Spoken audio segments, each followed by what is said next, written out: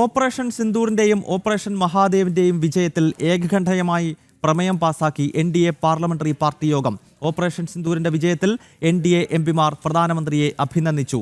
പഹൽഗാം ഭീകരാക്രമണത്തിന്റെ ഇരകൾക്ക് അനുശോചനം രേഖപ്പെടുത്തി. വിവരങ്ങളുമായി ജിഷ്ണു കൃഷ്ണൻ ഡൽഹിയിൽ നിന്ന് ചേരുകയാണ്. ജിഷ്ണു, വളരെ നിർണായകമായ NDAയുടെ പാർലമെന്ററി പാർട്ടി യോഗം അവസാനിച്ചിരിക്കുന്നു. എന്തൊക്കെ വിഷയങ്ങളാണ് ഈ യോഗത്തിൽ ചർച്ചയായത്? വരാൻ പോകുന്ന ഉപരാഷ്ട്രപതി തെരഞ്ഞെടുപ്പ് സംബന്ധിച്ചുള്ള ചർച്ചകൾ നടന്നിട്ടുണ്ടോ?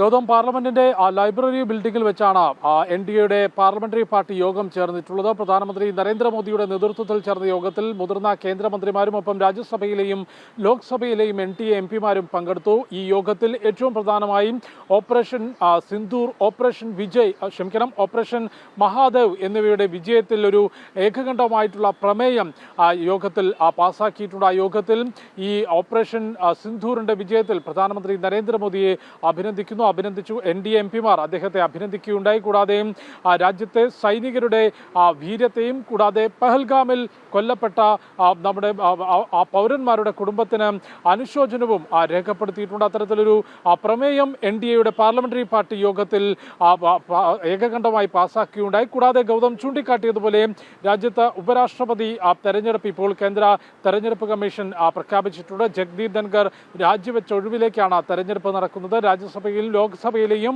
മുഴുവൻ അംഗങ്ങൾക്കാണ് ഉപരാഷ്ട്രപതി തെരഞ്ഞെടുപ്പിൽ വോട്ട് ചെയ്യാനുള്ള അവകാശമുള്ളത്. NDA സ്ഥാനാർത്ഥി ആരാകും എന്നത് സംബന്ധിച്ചൊരു പ്രാഥമികമായിട്ടുള്ള കൂടിയാലോചനകൾ നേരത്തെ പ്രധാനമന്ത്രിയുടെ നേതൃത്വത്തിൽ നടന്നിരുന്നു. ഉപരാഷ്ട്രപതി തെരഞ്ഞെടുപ്പുമായി ബന്ധപ്പെട്ട വിഷയങ്ങളിലും NDA പാർലമെന്ററി പാർട്ടി യോഗത്തിൽ ചർച്ചയായി. കൂടാതെ പ്രധാനമന്ത്രി നരേന്ദ്രമോദി യോഗത്തിൽ സംസാരിക്കുമ്പോൾ പ്രതിപക്ഷ നേതാവ് രാഹുലിനെതിരെ രൂക്ഷമായിട്ടുള്ള വിമർശനം ഉന്നയിച്ചിട്ടുണ്ട്. കഴിഞ്ഞ ദിവസം സുപ്രീം കോടതിയുടെ പരാമർശങ്ങൾ ചൂണ്ടിക്കാട്ടിയായിരുന്നു രാഹുലിന് നേരെയുള്ള വിമർശനം. ചൈന ഭാരതത്തിന്റെ ഭൂമി പിടിച്ചെടുത്തു എന്ന പ്രസ്താവനയിൽ കഴിഞ്ഞ ദിവസം അതിരൂക്ഷമായിട്ടുള്ള വിമർശനം രാഹുലിനെതിരെ സുപ്രീം കോടതി ഉന്നയിച്ചിരുന്നു. ഈ വിഷയം ഉയർത്തിക്കാട്ടിക്കൊണ്ടാണ് പ്രതിപക്ഷ നേതാവിനെതിരെ രൂക്ഷമായിട്ടുള്ള വിമർശനം പ്രധാനമന്ത്രിയുടെ ഭാഗത്തു നിന്നുണ്ടായിട്ടുള്ളത്. കൂടാതെ യോഗത്തിൽ ആഭ്യന്തരമന്ത്രി അമിത്ഷായെ പ്രധാനമന്ത്രി പ്രശംസിക്കുകയുണ്ടായി. ഏറ്റവും കൂടുതൽ കാലം തുടർച്ചയായി ആഭ്യന്തരമന്ത്രിയായിരുന്നു എന്ന സേവനം അനുഷ്ഠിച്ചു എന്ന കാര്യത്തിനാണ് അമിത്ഷായെ പ്രധാനമന്ത്രി നരേന്ദ്രമോദി പ്രശംസിക്കുകയുണ്ടായത്. ഗൗതം,